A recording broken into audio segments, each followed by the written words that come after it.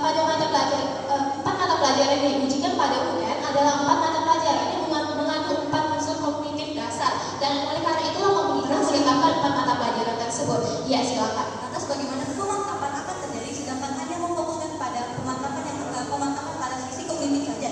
Terima kasih. Pemantapan pada hal yang lain tetap akan diadakan melalui adanya ujian praktek USDM dan sebagainya. Tetapi untuk penilaian maupun evaluasi secara menyeluruh tentang adanya kemampuan kognitif dasar siswa tidak terima kasih pada tingkat nasional sehingga dapat meningkatkannya dengan lebih baik. Oleh karena itulah dibutuhkan UN.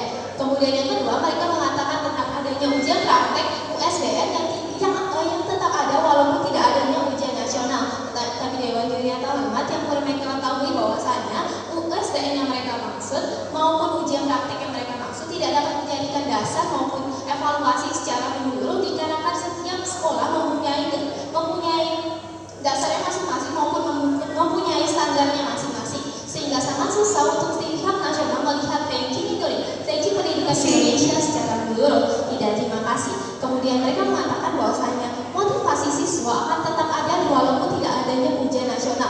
Tapi kami mendapatkan fakta bahwasanya menurut tesis Bowo Sugiharto tentang tujuan pembelajaran siswa menunjukkan bahwasanya 73,39% siswa di Indonesia ingin nilai yang baik pada UN. Oleh karena itulah mereka belajar dengan giat. Yes. Oleh karena itu, karena siswa terbebani untuk mendapatkan nilai yang tinggi, hal tersebut membuat siswa terpaksa bukan yang termotivasi. Terima kasih. Dewan Juri atau Hormat yang perlu mereka ketahui, sebelum siswa menjalani UN telah ada tahapan-tahapan maupun proses yang dilakukan oleh pihak-pihak pengajar sebelumnya untuk mempersiapkan siswa tersebut, sehingga jika mereka membicarakan tentang adanya tekanan psikologis, tersebut akan terjadi pada hal yang sama pada pihak SDM maupun ujian praktek. Dan yang perlu mereka ketahui, sebelum siswa melakukan UN telah ada bimbingan belajar oleh pihak sekolah. Kemudian Dewan Juri yang Hormat masuk dalam analisis saya selaras dengan apa yang dikatakan oleh pembicara pertama dari tim PROM yang tentang adanya evaluasi UN sebagai evaluasi pembelajaran siswa. Kami meyakini hal tersebut dikarenakan telah didukung dengan adanya Undang-Undang RI Nomor 20 Tahun 2003 yang telah dikatakan sebelumnya oleh pembicara kedua, serta adanya UN yang menjadi tolok ukur keberhasilan pembelajaran sesama penerapannya, termasuk sebagai bahan evaluasi terhadap keberhasilan atau kelemahan dalam sistem yang diterapkan. Tidak, terima kasih. Sehingga jika suatu UN tidak berjalan dengan baik, maka pemerintah akan melakukan upaya untuk membenarkan sistemnya. Tetapi Dewan Juri jika kita menggunakan logika kita, jika sekolah menerapkan USDM dengan standar mereka masing-masing,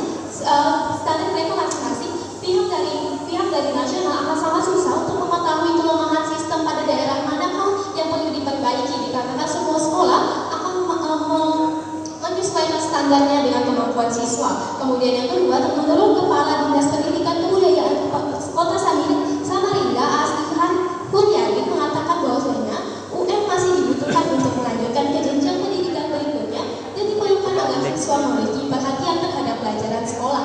Oleh karena itu, Dewan Juri dan kami selaku tim kota sangat meyakini bahwasanya UN masih sangatlah diperlukan dalam media evaluasi pembelajaran, evaluasi mutu pendidikan yang ada di Indonesia maupun adanya pemerataan pendidikan standar nasional siswa. Kemudian menurut